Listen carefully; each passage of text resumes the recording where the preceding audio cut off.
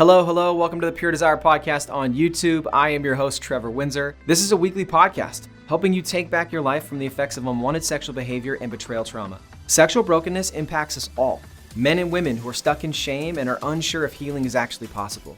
Church leaders who want to help but don't know where to start. Parents who don't know how to help their kids develop sexual integrity. Wherever you're at, this podcast is for you. Through sharing stories of healing, interviewing addiction and betrayal experts, and normalizing the conversation on sexuality, we offer a clear plan for recovery and healing from the effects of unwanted sexual behavior and betrayal trauma. You have what it takes to break free, heal your relationships, and take back your life. Make sure to like, share, and subscribe to the channel. It helps us so much and really just pushes our message forward. All right, with that, let's get to this week's episode.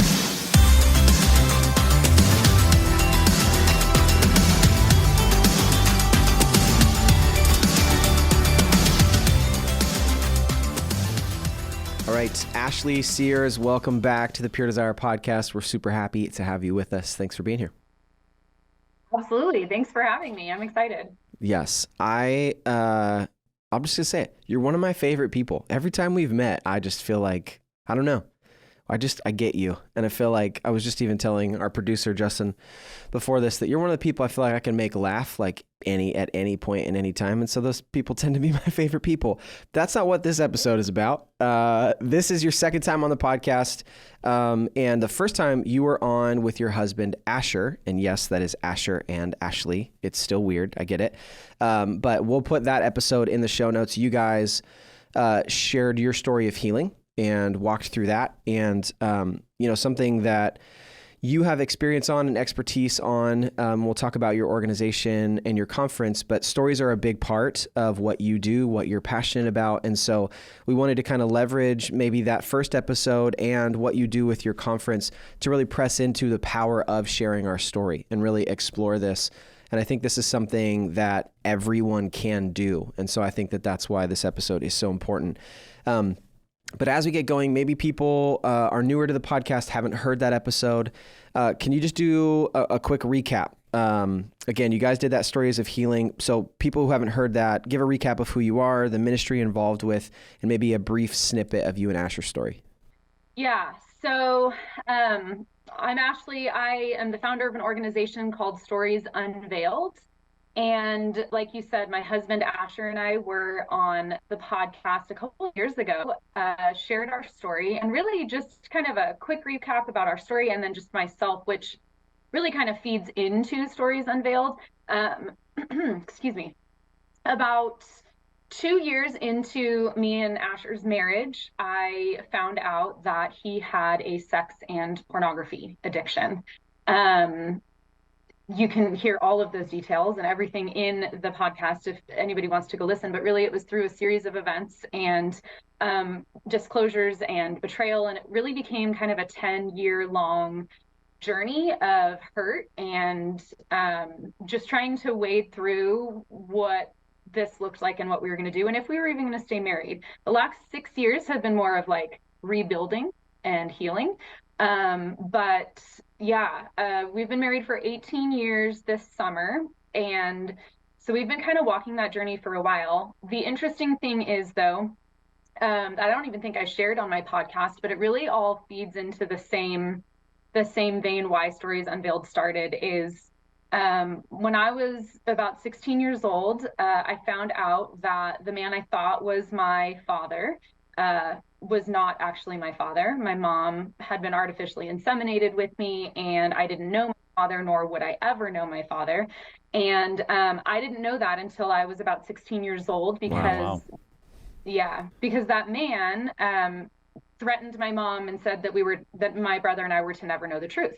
So it wasn't until after they divorced that I was able to find out the truth. And so that really set the stage for me for like one of the two people as a child and adolescent you're supposed to be able to trust are your parents. That the man that I was supposed to call my dad had been lying to me since birth. So kind of fast forward, kind of dealing with all of that through my adolescence and young adulthood. When I was in my 20s, I had a stalker I found out I had a stalker for several months, and that ultimately led to a lot of courtroom stuff and him going to prison. But he was a perfect stranger, and I didn't know him. He, pinpointed me and all of that. But kind of in that same season, I was sexually assaulted by a very good friend of mine. Well, I thought he was a good friend of mine. We had no romantic history. We had no past like that. And he snuck into my home and he assaulted me. Um, Really, what that kind of continued to solidify was that men can't be trusted, like ever. Whether I knew him, whether they were friends, it didn't matter. And then I met my husband and let him in, fell in love, all the things. And then 2 years in to our marriage, I find out that he's been lying to me. And so all of these things lead up to about 6 or 7 years ago when I started Stories Unveiled, that God can work through our stories and God can work through any story. And for me, like in my story, God is the only thing that's been consistent. Like he is my heavenly father, regardless if I know my real father or not. Um, he is my constant. He is the only one that I can trust. And so people are just going to fail you always. Like they're just always going to fail us. And so I've learned to kind of press into that and be able to share my story and what God has done and how he's shown up and how I can glorify him through that. So that's just kind of a little backstory. Yeah, a little backstory, but a lot of stuff in there for sure. Many pieces we could unpack. Totally. One of my favorite parts of the 7 Pillars journey for men is a lesson where they read about the power of a coherent narrative, that when we can tell a coherent narrative of our family, our story, and how it all fits together, the way that it really gives us the power to change that with God and others and to live out a new story. And it occurs to me as you share, Ashley, that that's a lot of what you're doing, is that you're able to share in kind of a snapshot. Boy, look at all these significant moments, but the ways they have tied together into the good that God is bringing in my life now and how I'm using it. Yeah. And because you have a coherent narrative, those aren't just past, crazy traumatic experiences that now define you in a negative way. Yeah. They've become part of the story you're writing in a new and healthy way. And I think that kind of leads into the next question, because, I think for many listeners, as they hear you share, they're maybe feeling like, oh my word, I could never share pieces like that, with a close friend, let alone on a podcast being heard around the country. So for the person or people that feel like sharing their story, especially those dark and painful parts, is terrifying, what would you say to that person about how to overcome that fear and why, being able to share your story, especially those difficult parts, is so powerful? Yeah. So I know for me, the enemy likes to tell lies that you're alone, that, you're isolated. He wants to keep you isolated. And it's really easy to believe the lie that nobody's going to understand. People are going to think of you different, fill in the blank of whatever that fear, that narrative is. But for me, I just feel like it's so important to share your story because Jesus spoke in stories. Like he told parables to teach. Like we're wired for stories. When we share our story, we're sharing our testimony and we're sharing about what God has done. And really our story is one of the only things that people can't take away from us. So, especially when we share our story to glorify God, and in light of the gospel, which is what I help women do. That's just the easiest and like the simplest way to share who God is and what he's done in your experience through your own life. And I know for me, the moment I took that very first step, it is scary because you tell yourself these things like, well, what if this and what if that? And they think differently. And for me, especially in this situation, like with my husband, what if they think differently of my husband? Then I'm throwing him under the bus, and while I have a story to tell in this, it's also his story. And so how to really like navigate what's mine and what's his, that at the end of the day, for me, Jesus is the most important thing. And I want to be able to glorify him in my story. And if somebody is going to abandon me because of who I am or what I've said or what I've been through or the choices I've made, or if somebody is going to think differently of me or my husband or whatever, then maybe they weren't supposed to be there to begin with. God's going to put people in your life and remove them from your life for lots of different reasons. And I know that I'm just called to share who God is and, you know, what Jesus has done in my life, and doing that through my story is the simplest way, and really what God's writing on my life. Yeah. So I think the reason, I know for me in my story and my experience in the church, why it's so terrifying to share your story is because it's so against the culture that we're in. Like, people don't share the deep, dark stuff. And I mean, you think about that inside the church, that's also amplified outside. You think about who people are on social media and this presentation of themselves, or this version of themselves that they're presenting to the world, is not who they really are all the time. And so I think for us, we see this polished version inside and outside the church, which then it's like, well, why would I show the unpolished parts of my story? And then when it comes to overcoming that fear, I think one of the easiest ways to find courage is to think about when someone in the past has told their story and how it connected to you. And I don't know, maybe it facilitated self-discovery, maybe it facilitated shame, being dropped off, maybe it made you feel closer to someone in a relationship, maybe it gave you confidence to share that part of your story. Just thinking about how that person sharing their story unlocks something in your story, thinking that I can do that for someone else. I think that that's what I experienced in the group setting, and that's why I love Pure Desire groups, is because it creates that opportunity every single week for you to share your story, bits and pieces that help other people make connections in their own. Yeah, and sometimes sharing our story is terrifying because we've never done it before. And I don't just mean like publicly on a podcast. I mean those parts of our story that we've not shared with anyone honestly, openly. And that is fearful. That is frightening. And it should be, like, it's okay. But just because it's scary doesn't mean we shouldn't do it. And so if part of the fright or terror someone's feeling about sharing their story is I've just never really addressed this part of my life, that first step is, who's the safe person? Who's the friend, the family member, the counselor, the pastor that I feel confident I can go to, and maybe for the first time starting to put into words my story, things that happened to me, things I experienced, and looking for, how do I start addressing this? Because really, until we start addressing it, and until we start finding some comfort with being able to tell safe people, we're not going to want to share our story. It's when we start to see, wow, in opening up about my story, it's doing something in me, it's doing something for others, that becomes powerful. But that first time or that first environment, it's like for many of us that had a Pure Desire group, some of those first lessons maybe on worst moments or secrets or past behaviors, it's like, we'll hear someone say, I've never told anyone this before, but there's a deep swallow and they go for it. And the aftermath of people's acceptance and affirmation and encouragement is really life shaping. And Totally. So just having that courage to say, I think facing and processing my story is worth it, then we might face the fear we have around telling our story. Yeah. And you said something, finding that safe person, that trusted friend, that, pastor, whoever. I tell women all the time, like, you can be authentic in sharing your story in its entirety and what God has done, and kind of walking through that without sharing every single detail. That not everybody deserves, a bird's eye view into every detail of your life, especially when it comes to like marriage. But regardless of what that story is, not everybody deserves that, that lens. But to find a trusted person, to find somebody to be able to kind of appropriately share that with. Airing your dirty laundry on social media is not sharing your story. Airing Yeah. laundry.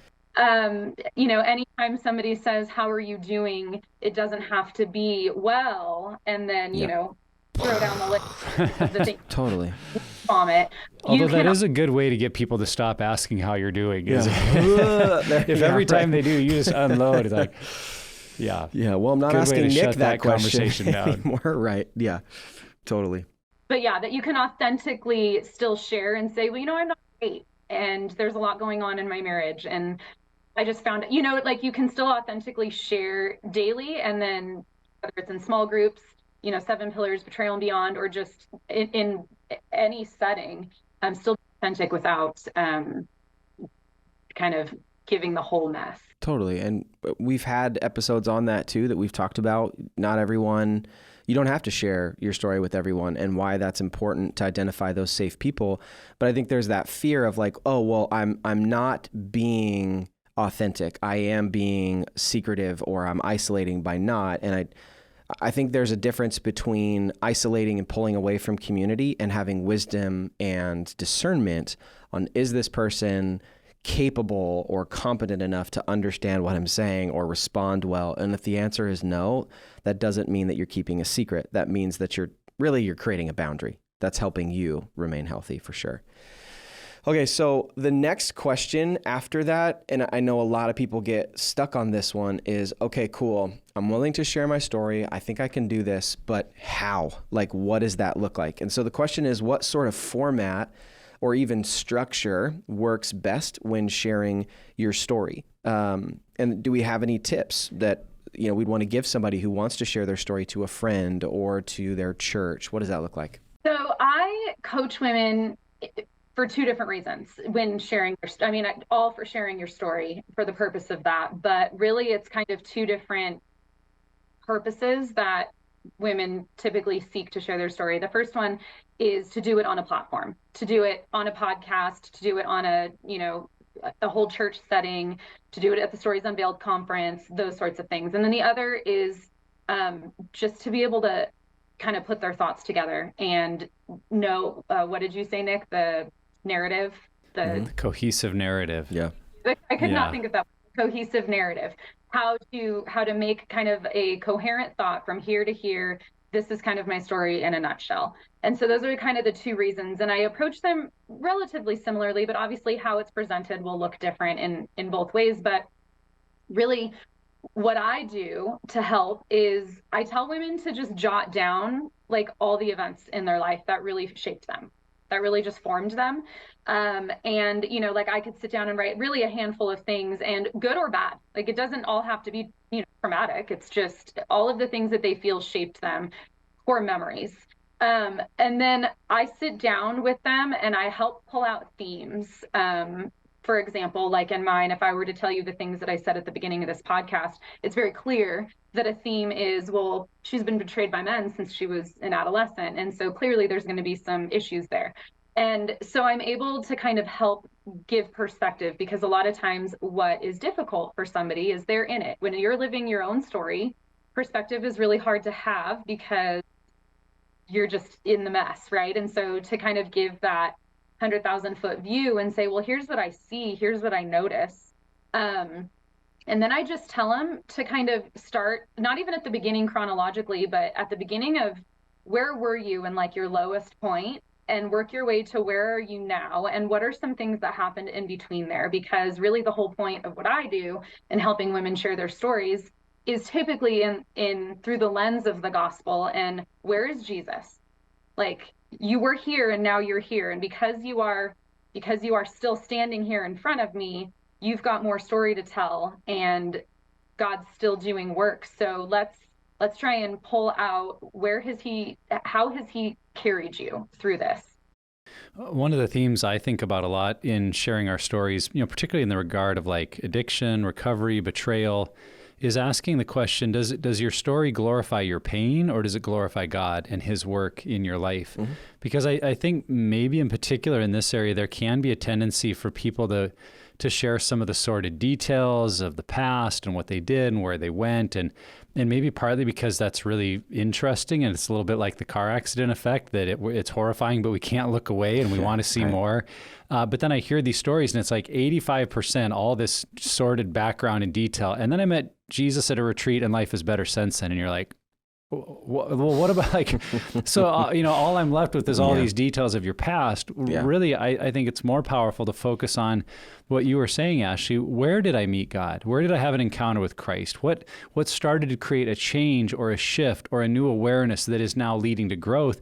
And making sure I spend as much, if not more time on what's happening now. How am I growing? How am I changing? How am I seeking community? How am I trusting God in new ways? Because that's really the goal to me of the story, story is not, let me give you, the worst parts of my life so you're fascinated by it, but really let me speak encouragement to you by what I'm experiencing. And so I think maybe it was Bill Bright, who in the 80s and 90s was known for a lot of evangelism training in the church and had that simple pattern of like before Christ, meeting Christ, and after Christ. And this idea of give a brief understanding of what life was like before, and then clearly articulate and explain, how did you meet God? Where did that happen? Because I think a lot of people have questions if they're stuck in the before part of how can God even meet me in this? What would that look like? So to describe that and then begin to talk about the after, the what is happening now. And that doesn't mean the story's over, but it's kind of that focus, as you were saying, Ashley, on the now what. And I think through that lens of who's being glorified in this telling can be a really helpful way just to think about your story. And I think that if you're starting to make sense of your story, being able to explain the why of why you did things, and then, so, using your story, Ashley, as an example, so because of what I experienced when I was 16 with who I thought my dad was, when my husband exposed this addiction, here's why I responded the way that I did. Here's why those two things felt the same. And so being able to make those bridging those gaps for people to see, because I think that a lot of people who haven't done this work, that's a risk you run, is that people are not able to make that jump and make that connection. And so being able to give people kind of those crumbs, those breadcrumbs along the way. And I think one of the things I absolutely hate, and I even tell my sons at home, don't use the word hate, don't use it, but I genuinely hate is when someone just ties the after Christ in this red, pretty, silky bow. And it's and life is amazing. And me and my spouse are incredible. And our children are perfect. And it's you lost me. I was with you and now I'm gone. Embrace the messy parts that still exist of life. I think that people who follow Jesus need to know that even following Jesus is hard. Life is difficult. There's still ups and downs. There are still relapses that happen, even though you've been in recovery for 10 years. There are still arguments you have with your spouse, even though your marriage might be amazing. There's just things that happen. Crisis is still going to happen. Even though maybe you're in recovery and healing already and you've had that under your belt, crisis is going to happen. Something is going to enter your life that's difficult. And that's what's so tough and ridiculous and I hate about recovery. But the beautiful part is that it's always evolving because new things come into life, new things happen, and we're processing them as it happens. So please just embrace the messy parts of recovery, being in relationship with Jesus, because people are encouraged when they hear those parts too. That's why I said for the last 6 years, my husband and I have been in rebuilding and, recovery phase instead of the last 6 years have been great. But before that, because there's been great parts, but we are all still in process. And that's a point that I share with all of the women. As a matter of fact, my very first year of doing this conference, I had a speaker and she was sharing her story, and I have all my speakers write everything out and we go over and kind of dive in prior to. And whether they read it or memorize it or just use notes is totally up to them. However, I do make them kind of write it out so they have this cohesive, thought or story. And I had one of my speakers the night before the conference, our very first conference, she called me and she said, I can't share the story that I wrote. And I asked her why, because she still was speaking in the morning. And she said, because I'm trying to wrap this in a bow. And you keep telling me not to, but I'm trying to wrap it in a bow. And, for her, part of her story was her husband is paralyzed. And she said, and I don't know how to wrap that in a bow because he got in an accident and he got paralyzed and he's not walking again. So I don't know how to make it good. And I said, you don't have to make it good. This happened to him and he's going to be like this forever. It's okay to say where you've seen God show up and how he's working through it, but it's also okay to say, and my husband's still paralyzed and I don't know what the rest of our lives look like, but I'm trusting him. You don't have to have it wrapped in a bow. Our stories are not perfect. They never will be. And to just embrace that and know that your story can still be messy, but God is still bigger.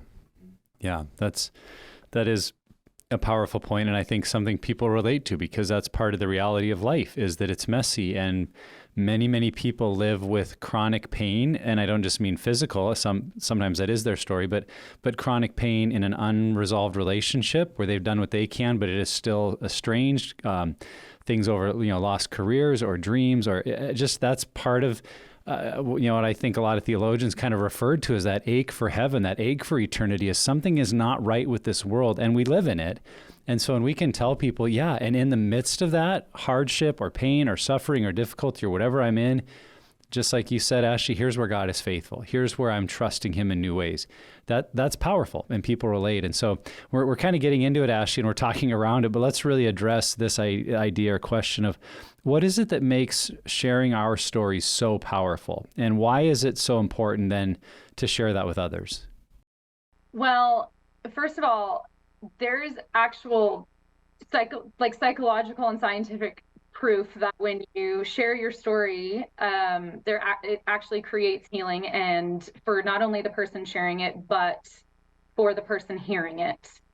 I can't remember, it was an article in Psychology Today, but anyways, it was this whole thing about when we do that, it creates, you guys are all very familiar with neural pathways and all of that, but it creates something in the brain that helps stimulate healing, both when you're sharing it, but also for the person that's listening to it. In biblical terms, I see that as every time you share your story, it pulls it a little bit further out of the dark and a little bit more into the light. And if you're talking about healing, whether it's from an addiction or recovery or whatever we're talking about, you can't deal with or heal or recover from something that you don't talk about. And so I just think it's so important to take that, like we said, like we keep saying, that first trusted person, even though it's scary, because it's so important for healing process, whether you're a betrayed person or you're the one that's made bad decisions or whatever it is, because not only it helps heal you, but it gives permission to other people to be able to then share their story. That's something that I found so profound the very first time I shared my story in a group larger than just like one or two people on a platform. And I just was like, here it is, but here's where God's working. How many people afterward said, oh my gosh, I've never told anybody this, or me too, and some of it pertains to the same topic as pornography or infidelity or some stuff like that. And some of it didn't. Some of it was just completely different subjects. But when we're vulnerable and when we are able to kind of put down that fear and step into, I'm just going to glorify God through this and see what he does with it. It gives permission for other people to feel safe to be able to do that as well. Yeah. Paul Young, author, we've actually had him on the show. He said, I was on some other podcast I was listening, and he said that the reason why writing stories is so powerful for him is that he can have a perspective that he has on a certain situation or topic or whatever. And if he just says his opinion from the start, someone can reject that opinion. But he said there's this crazy, beautiful thing where a story is able to sneak in past people's defenses. And then when they see the truth in reality, it's already inside and it expands and you're much more receptive to it. And, I know even saying his name, there's some connotations to that, but what he's saying is true. And I think that's why Jesus spoke in parables and in stories, because people were able to realize oh, he's talking about me. Got it. Okay.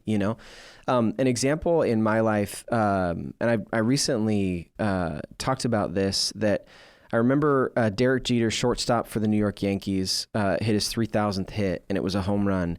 And I remember I was sitting by myself watching it on ESPN, and he hits the home run, and I just start crying. And it's funny because I've shared that before, and a reaction is just why are you crying? You just got a hit. That's just a home run. It's not a big deal. But I've shared this story where I realized that when I was 12, 13, and I made an amazing play, and the reaction I got from the crowd and from the parents of the guys that were on my team is that I was a ball hog, that I somehow had done this amazing thing but had this really negative experience. And when I'm watching Derek Jeter hit this unbelievable accomplishment in his career, solidifies him in the Hall of Fame, people are just showering him with praise and everything. It's this incredible moment. like for me, telling that story of when I was 13 helps you make sense of why that moment, watching him get that hit, was so important to me, and why it made me so emotional, because it's something I didn't receive, and it could be the other way too. It's something, that you did receive that you shouldn't have, right? But I just think that our stories allow people to be more receptive to the reality or the truth of what we all experience. And I really do think that our stories, because they can sneak in past people's defenses, is allow self-discovery to happen that wouldn't have happened any other way, because they can reject you from the start. Yeah, and to build on that, I think the brilliance of stories and what we see Jesus using was how people were allowed to find themselves in the story. And like you were saying, Ashley, people find a piece they relate to.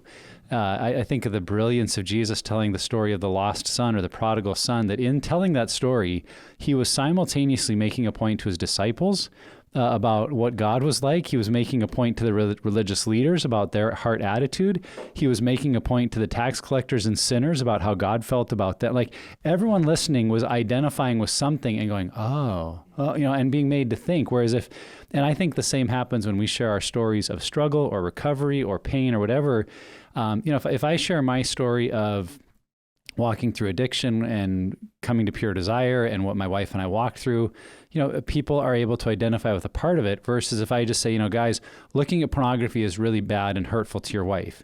It's like, well, that then was just to the men, and women are like, yeah, that's right. But they're not really identifying. So I think people see ourselves in the story and connect. And, what you were referring to, Ashley, is what I would call it's whole brain activity, because in a story, people's left brain is the words and the logic. They have to process that. But the right brain is story and emotion and creativity and art. And so you're kind of engaging with them in a holistic way. And the other thing that I would just echo, you said too, Trevor, that it's disarming to people when you tell a story. Because if I start, especially in today's day and age, if I start talking about scientific data, people are like, well, I don't trust that. Well, I'm sure those scientists were bought off or paid. Or even if I'm quoting stats, people will be like, well, I wonder who the researchers were, or what questions did they ask, or they probably only asked a couple of people and now they're twisting the stats. If I just talk ideas or platitudes, people are like, well, I don't agree with that. And your truth's your truth. I don't need that. But when I tell a story, people can't go, well, I don't believe that. I mean, if they trust us at all, or we're someone that's a friend, like, your story is real. And I can't reject that that's what happened to you. And if I'm seeing myself in it, a part of me is open to going, well, maybe that could happen for me too. And so I think when we recognize all that, just say, man, even if you feel, as so often can happen, kind of in Christian circles, where we've unfortunately created this category of like the sensational stories are the only ones that matter. And unless you came from some, drug addicted, gang fested, background and then met Jesus, your story doesn't, like, well, I don't really have a testimony. It's like, no, it's not what you've done or the behaviors themselves that matter. It's your personal connection with it, what you felt, what you experienced it. And so even if you're thinking, well, my struggle was just, and then fill in the blank, it's like, well, yeah. And maybe for many, many other people, they're just going through the same thing. And so don't discount what's happened because you feel like it's not as sensational as someone else's. Because a lot of us, we need to figure out, where is God at in those places that maybe aren't, the crazy story. They're just the everyday life of parenting and kids and finances and jobs and careers and the stuff we all wrestle with. When someone can tell a story about what happened, how God met them in some of the everyday stuff, that's as powerful as anything. So that's what's beautiful about stories, whether they are about this huge moment or just a tiny thing. If we see God's activity, God's goodness, a blessing, we're like, wow, that's awesome. And we relate to it. Just random. Is it like 2/3 of the Bible is narrative? Is that a true stat? It's like, it's a high percentage of the Bible. I don't believe that stat, Trevor. No, I don't actually know. That seems pretty accurate. Okay, I heard it somewhere from someone who's credible. But I was thinking about it, and I don't know why, but a quote I heard from John Piper one time said, the point of biblical stories addressing narrative, and specifically the Old Testament and then the Gospels, is not that we know in our heads, but that we feel in our bones that God is for us. And I think that's, even God knew that as he's inspiring the writing of Scripture, that narrative, like story, is important. And if you don't believe me, all you have to do is open up to your Bible, and there it is. I have heard that 72% of stats are made up on the spot, so it could be that. Thank you for undercutting my credibility. Ashley, back to you. You created a conference around this topic, sharing stories, and we've talked about it already. It's called Stories Unveiled. I have yet to be invited to this all-women's conference. I'll talk to you about that later. But will you tell our listeners about the conference? And starting a conference is not a small thing. So tell the story of why you started it, why it's so important to you. Trevor, you're invited. Every Let's year go. men show up. Let's go. And then they're turned away at the door, but they show up for sure. Yeah, so let's see, in 2017, my husband and I were kind of coming out of the hard stuff. Asher had joined a Seven Pillars group, and we were kind of wading through what healing, rebuilding, health looked like, what a healthy marriage looked like, and what trust looked like, and all of that. And so when we got to a certain point in that process, fully committed to our marriage, to each other, to healing and recovery, we decided that we didn't want this story and our junk to be wasted. I mean, what good is it if we deal with it in silence and we hold it close to our chest and we don't say a word about it, especially within the church, because we cannot possibly be the only people dealing with this. So he and I made a commitment to each other that where it applied and when it was relevant, we would just share our story, whether it was our marriage story, his story, because he's got his own story, or mine, and all that there. So we decided to do that, and as we started sharing our story, whether it was on a platform or individually in small groups, pure desire groups, stuff like that, I personally started having this, what I would call this holy discontent for all of the horrible stories that I heard, just so many hard things. And it's one thing when it's your own life and you think, man, this is terrible. But then it's like every single person I come in contact with has a story. And while that obviously to be true, it just became very real because the more I shared, the more people shared with me. And I didn't really know what I was asking for, but I just prayed and was like, God, I can't obviously fix this, and nor am I meant to, but what do I do with this? Because I was really, really concerned. I guess concerned's not the right word. I was bothered by the fact that I learned some of the deepest, darkest things of some people's stories that I had known for years. And I didn't know any of these details. I had been in small groups with these people. Our kids did things together. We were good friends. And then the moment I open up and share my story, it's kind of like the floodgates open with everybody else. And I'm like, how did I not know this? We've been friends for how long? And it just gave me this idea that we always pretend like we're okay. It's like, how are you? I'm good. I'm great. Things are fine. And especially in the church on a Sunday morning, and not that I was on staff. I was leading women's ministry locally at a church. And so it's not like when somebody asks me how I'm doing, if I had a terrible morning, I can't really just in the lobby because I'm working and all of that. But it's like we put on fronts and masks every day. And in church is sometimes the worst. Church, I love church and I firmly believe you need to belong to a community, but sometimes that's the hardest place to remove your mask and just say this is it. This is me. This is what's going on. And so I prayed about it. And I was like, Lord, what do I do? How do I reconcile this in my head and in my heart? And in the beginning of 2018, the best I can explain it is he kind of just gave me this idea, this vision, I guess, for having an event that allowed women to share their stories. Why women? Because that's what I was working with, but I believe it's important for everybody. And so he gave me this platform because I was leading women's ministry at my church, and he gave me, a place, and he gave me the women, and it was just really clear, let women share their stories, give them a place to be able to glorify God, through their broken pieces. And so that's what I did. I asked 5 or 6, I can't remember, of some of my closest friends, and just said, will you share your story? Like, I know your story. Would you be willing to share it on a platform? And that was obviously scary for them. Most of them had never done it. I asked them to pray about it, and I just gave it to the Lord. And I was like, Lord, if this is going to be too scary for women, like, I understand that, but either give them the boldness and the courage or shut this whole vision thing down that you've given me. Like, you're just going to have to continue to open doors. And every single one of them said, yes, I want to do it. Like, this is amazing. And so I just asked our worship pastor if he could put together a band from local worship pastors in our valley, put together a worship team. I had a friend of a friend come in and give a message, because that is something that we do every conference. We don't just have stories, we also have a message to come in and give that. And really the heartbeat of it is these stories. And so that happened. We sold out. The church was packed the first year, and the Lord just said, keep doing it.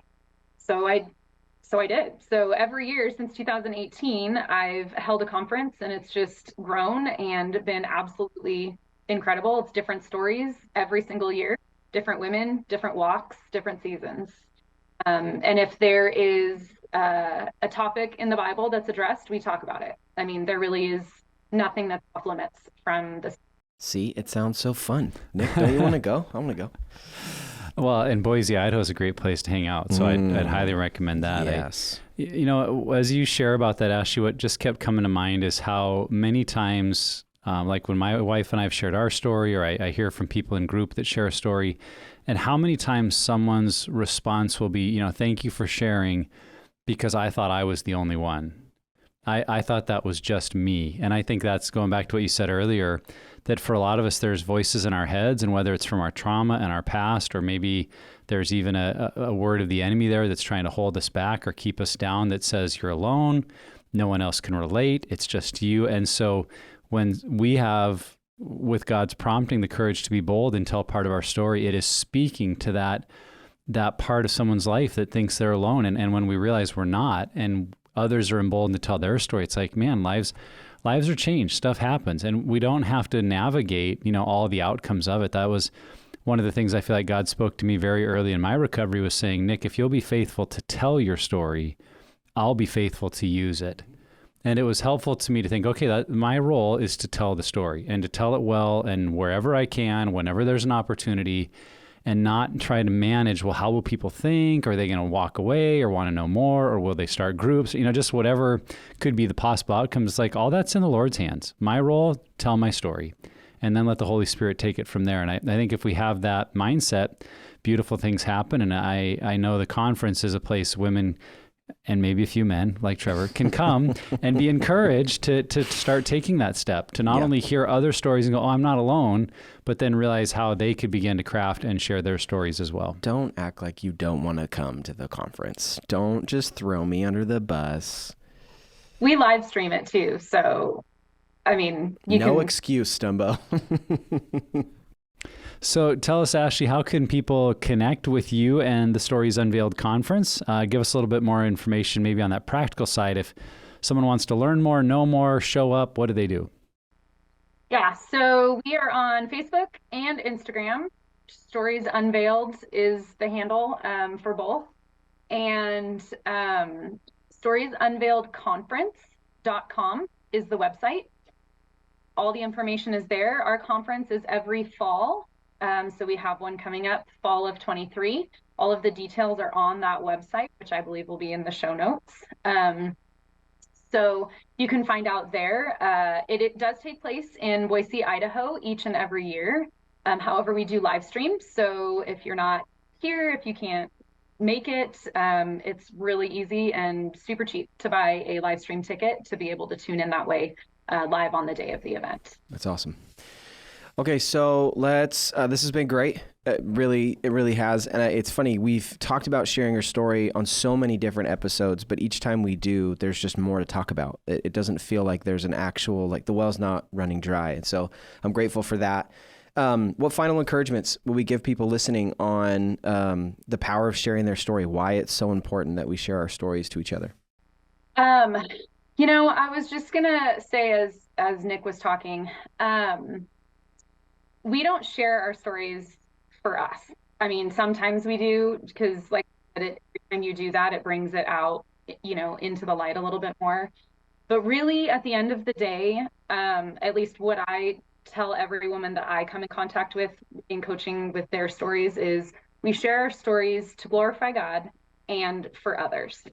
And I guess my encouragement would just be that if you think that your story is not worthy, again, touching on what I was going to say, Nick, earlier, if you think your story is not worthy enough to be told, that's a lie that you're believing. Because I've had some really, really messy, hard stories, but I've also had some stories that, I had one woman say, well, I haven't really had trauma, and I've lived kind of a #blessed life. And, she just had a laundry list of all of these amazing things that have happened to her, and she really hasn't experienced much of anything negative.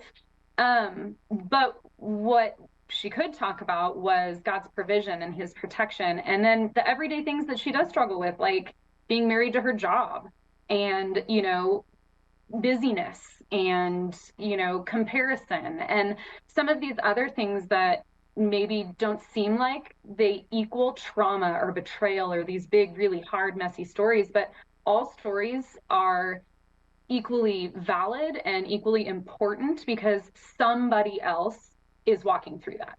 Somebody else is walking through it always.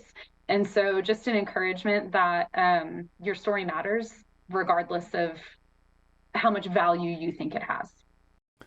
Yeah, and I think a final encouragement I would give is, as we've been talking about sharing your story, and I imagine many of our listeners are kind of thinking through their own story and where they might share it. And if you realize there's a lot of fear that rises up, sometimes that's an opportunity to engage with where might there still be some shame around my story that again, with safe people in a safe group, even with a counselor, I could continue to process to get to that point where there is some safety around, I've walked this road and I know who I am and where God is at. Kind of the confidence that Ashley was expressing of, I'm not going to try to, hide my story just to manage a reputation. I'm going to be real about what God's done in my life. And if people take that the wrong way, they take it the wrong way. And if you're not anywhere near that point, again, it's okay to look inside and go, what might be some associated shame messages, rejection messages that are still driving my thinking more than I realize? Because when we start to think about sharing our story, that's where we'll get that feeling of, I could never share this. And rather than just ignoring that and moving on, ask yourself the question, well, why not? And what would I need to do to get to a point I'd feel safe with that? And it just may be an invitation to continue doing some of your work. I have so many different things. I think the two big ones are just that know that other people's healing and growth, it can be contingent on your willingness to share your story, that there are things that they can experience by you sharing your story. And I was just thinking too, in my experience, and I've talked about this a lot on the show, that when I shared about my same-sex experience that I had when I was a kid, in my first Pure Desire group, when I shared that, what I've realized is that like God's healing and restoration is on the other side of sharing your story when it comes to things like that. That I would have, if I had kept that secret, I never would have experienced those two guys looking at me and saying, me too, and feeling the shame just like drip off of me and feeling these people know the deepest, darkest secret that didn't run away. So I just would say that God's, the healing that God has for you can oftentimes be on the other side of you sharing your story or revealing that to, of course, safe people, not everyone. But just know that there's healing for you too. There definitely is with that stuff. This was good.